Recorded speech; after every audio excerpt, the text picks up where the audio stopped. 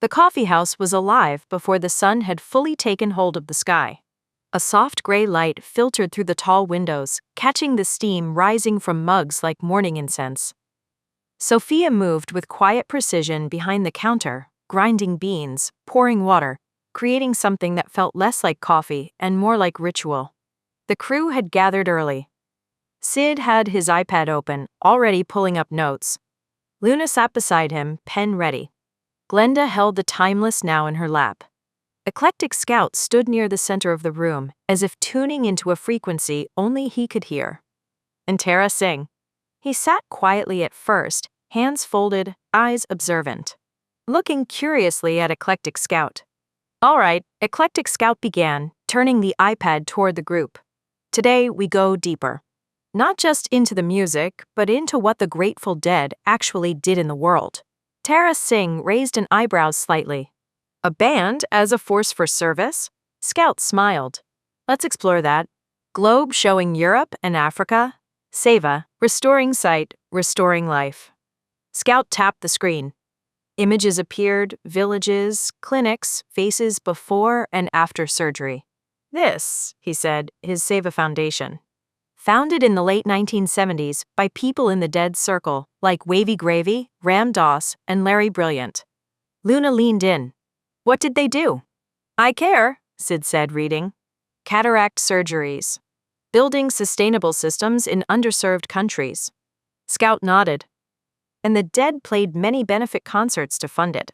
Sophia paused mid-pour. So they weren't just donating, they were generating ongoing support. Millions of people have had their sight restored, Glenda added softly. Tara Singh shifted forward now, clearly engaged. He murmured. To give sight is not a small act. In many traditions, blindness is not only of the eyes, but of perception. He looked around the room. This band, he said slowly, was helping people see again. Glass of milk. Springfield Creamery saving a community.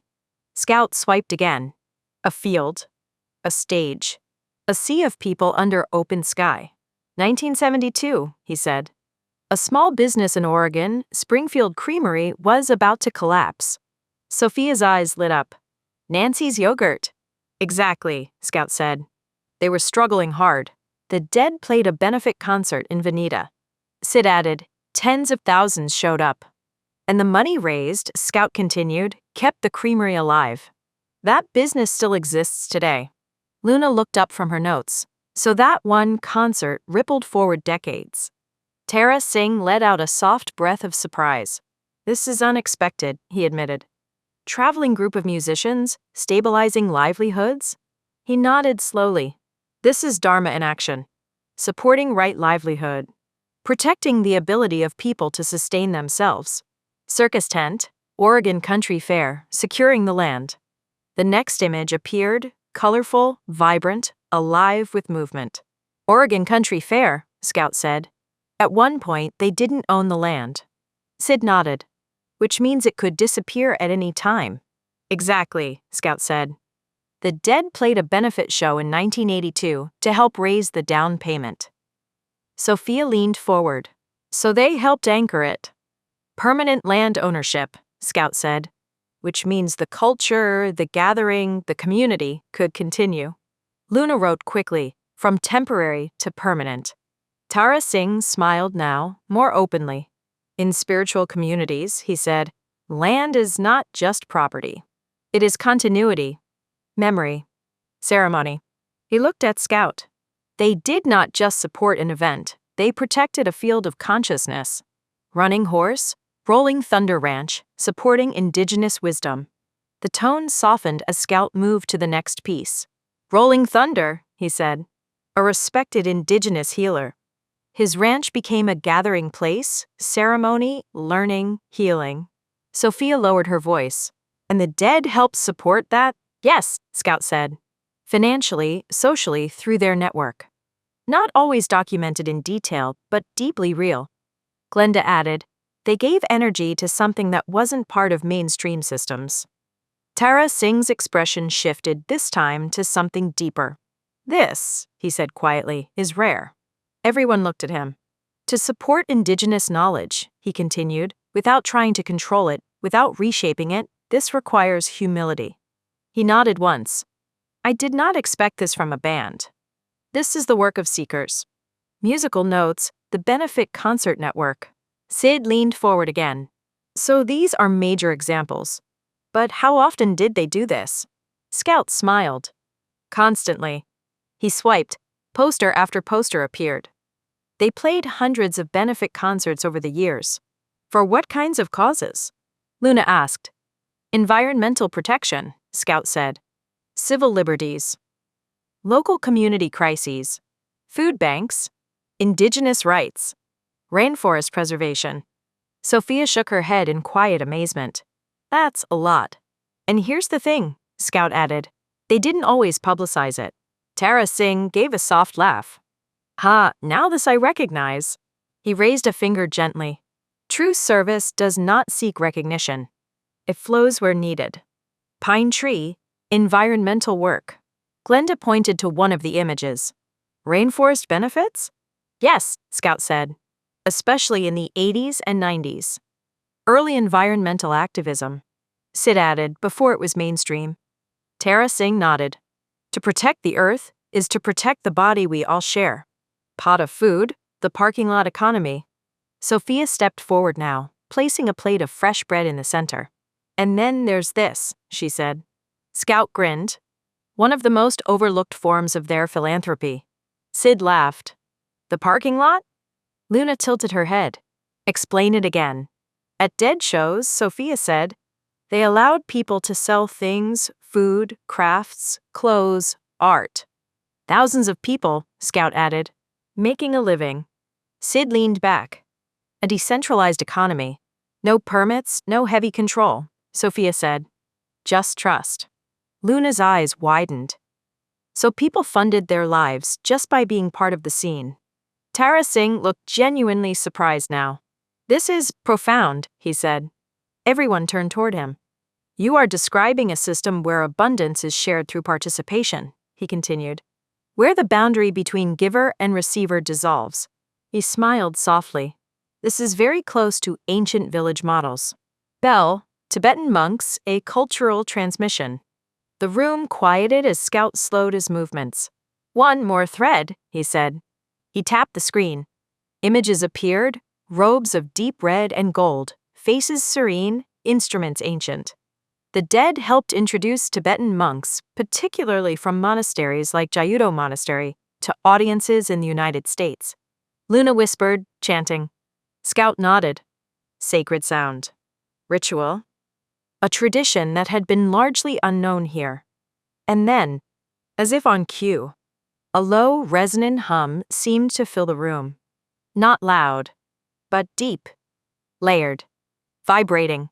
Sophia closed her eyes. Glenda held her breath.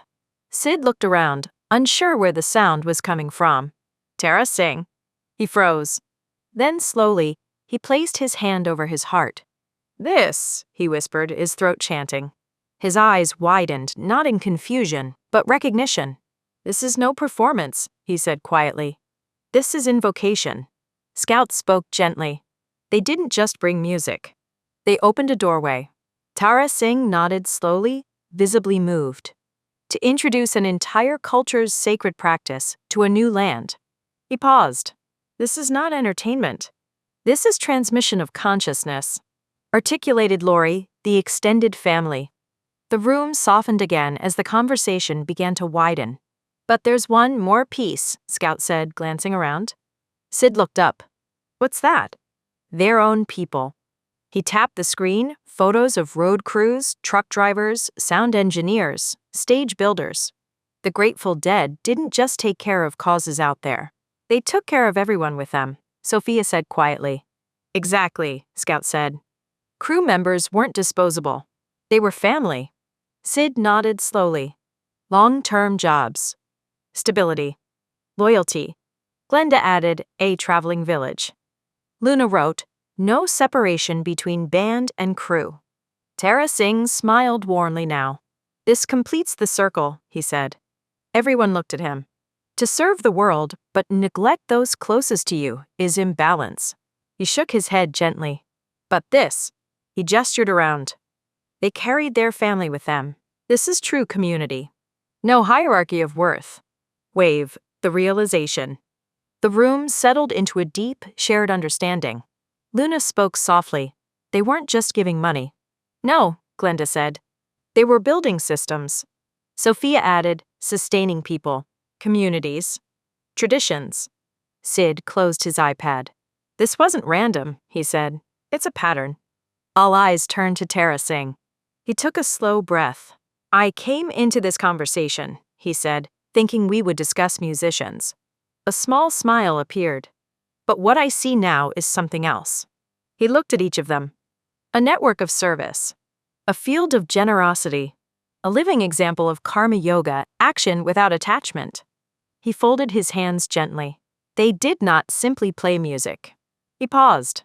They practiced seva in the truest sense of the word. Eclectic Scout smiled. Exactly. Door, a late arrival. Just then, the front door swung open.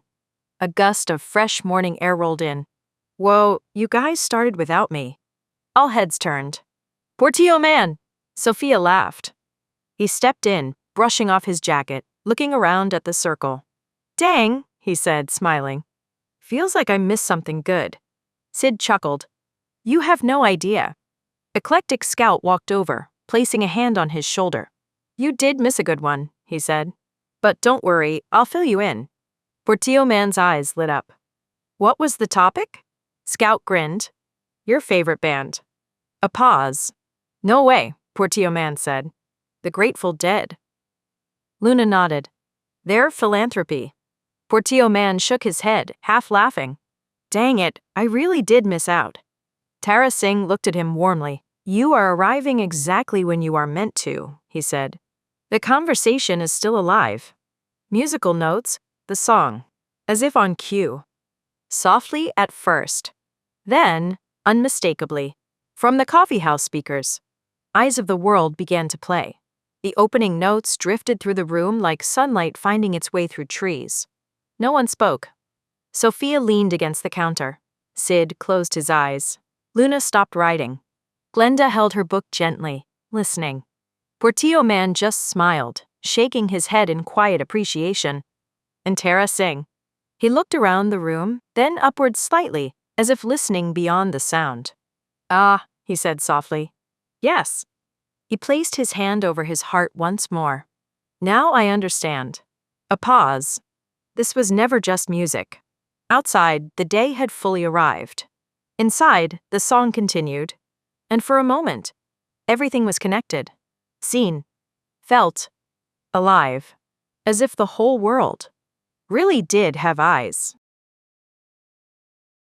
Please click like and then subscribe. Also share this video with your friends. Thank you.